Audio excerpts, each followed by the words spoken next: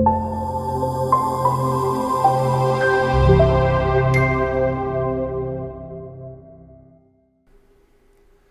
there, my name is Josh, and I'm excited you're watching this training. I'm always thrilled to meet youth workers who want to grow in their skills to become more effective at reaching students for Jesus. Welcome to this lesson.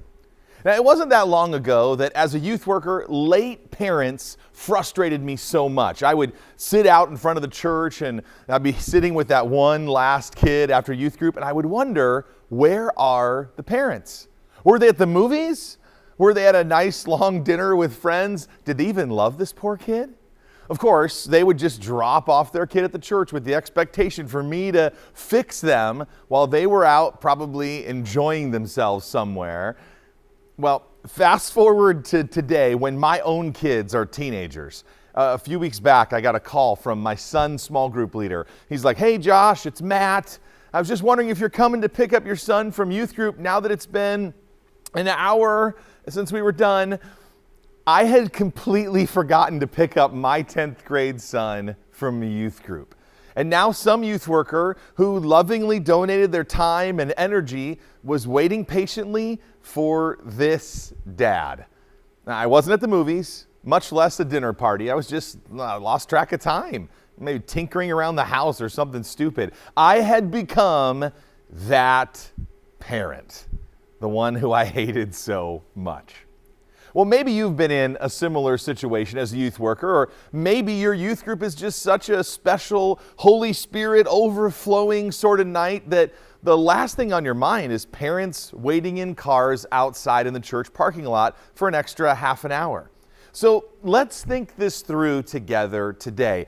How do you view it when someone doesn't appear to care for your valuable time? Can you think of a time when you were stood up or somebody was so late and then they didn't even bother to apologize when they finally arrived? Or if it hasn't happened yet, I promise you it will. And I get all sorts of bent out of shape when people don't respect my time.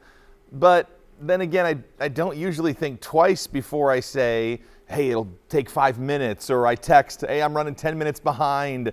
Or, this is the truth. After 21 years of marriage, my wife, she has this internal calculator that even translates when I say 10 minutes, it really means 22.5, and I'll walk through the door. Well, true confession here. I am a time optimist. I think I can supernaturally bend time to my own will. Like I can finish any task or commute to the next appointment in less time than it's humanly possible. And unfortunately, time doesn't bend for me. It doesn't work for me. I want to be time's master, but it doesn't allow it. It mercilessly ticks by second after second.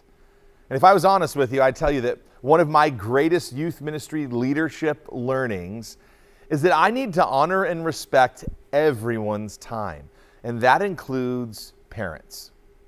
During my first few years of youth ministry, I didn't do well at respecting parents' times. In fact, I wish that someone had sat me down and set me straight, which is kind of what I'm attempting to do right here with you and I, right? You see, I used to put a higher value on getting students to youth group stuff than helping parents maintain a balanced schedule. Honestly, I just didn't think about what it meant to have parents waiting for their teenagers until I became a parent waiting on my teenager. After all, I thought the students and I were never more than 20 minutes or 30 minutes late when the program finished, and I didn't have anywhere else to go. I'd saved the entire night out for youth ministry, and I was even there for the long haul. So when we said we'd be out at 9, I thought 9:30 wasn't too bad. And it didn't occur to me that it was a school night that our youth group was on. And maybe this was the family's 4th night out this week, or mom or dad, whoever's picking up the kid, they've already worked 12 hours that day. And now they're waiting in a church parking lot, wasting 30 minutes of time, and probably still have another 30 minutes on the drive home. It just never crossed my mind. Well, when we did get out late, now I would do this. I would do my best to meet waiting parents in the car, and I would, they're drinking their own automobile exhaust, and they're just in there dying going, why are they not out yet? Then I would mutter some type of pithy apology for going over time. And after all, what could a parent really say? Could they really complain? Because it was church. Like, mom and dad should be stoked that I crammed a little more Jesus down their kids' throats. Sorry we're late, but hey, I'm making your kid a little more spiritual. Well, one of those times that I thought that my charming personality and apology would do the trick and pacify this angry parent, well, it didn't meet with the most loving reception. One mom even said, if you were really sorry, you wouldn't allow this to happen every week. If you were really sorry, you would care and respect my time too. And she was kind of like kind and angry at the same time. It wasn't passive aggressive or anything like that. It was just kind aggressiveness, but it made an impression on me. I mean, I put myself in her situation, and I realized that my disrespect for her time had caused her to lose respect for me and for our youth ministry. So from then on, and honestly now with great eagerness as a parent of 3 teenagers myself, I'm committed to make sure that I don't waste parents' time. And as I kept to this commitment, it was incredible to see my relationship with that particular parent restored and built and stronger with many others.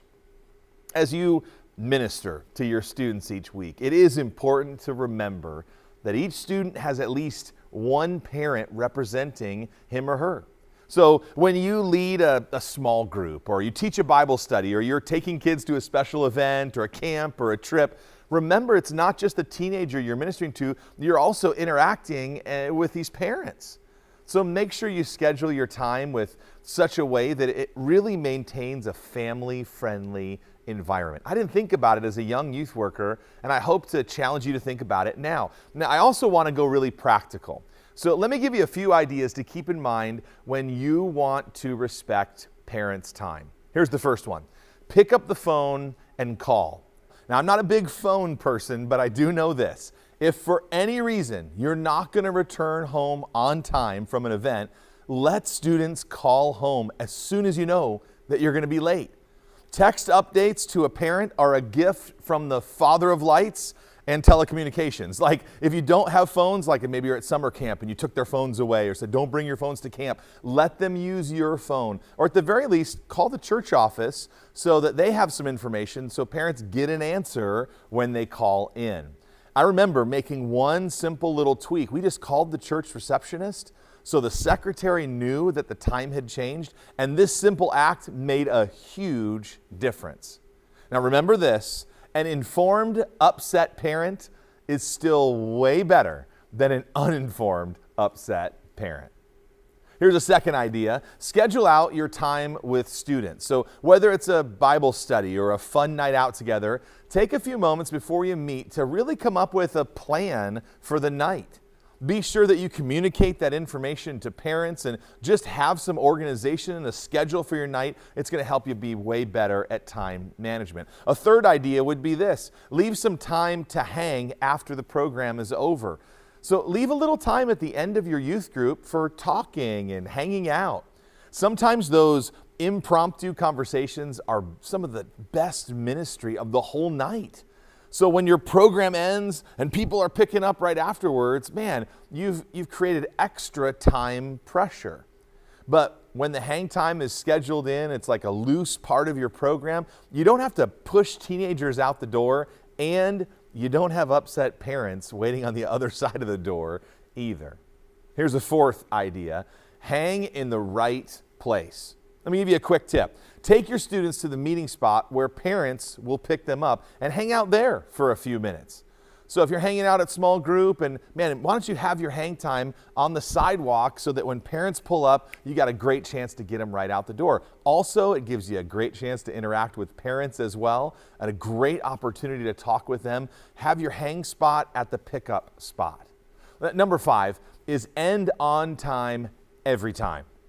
This one's a little brutal, and I'm still working on it, but it's better for you to be waiting on parents than for parents to be waiting on you. I realize there will be times when this is really difficult. You don't want to end your program and you're running over and maybe discussion gets rolling and students are opening up, and then you look at your watch and you go, what happened? I can't believe we're out of time. Well, as odd and counterintuitive as this might sound, I've learned that it's better to stop and protect the families of your youth ministry than to take those 15 extra minutes in your group time. By respecting parents' time, you'll encourage them, you'll build stronger relationships with them, and you will strengthen their family. I'd be really excited for you to discuss this in your group and see if you agree with that principle or not.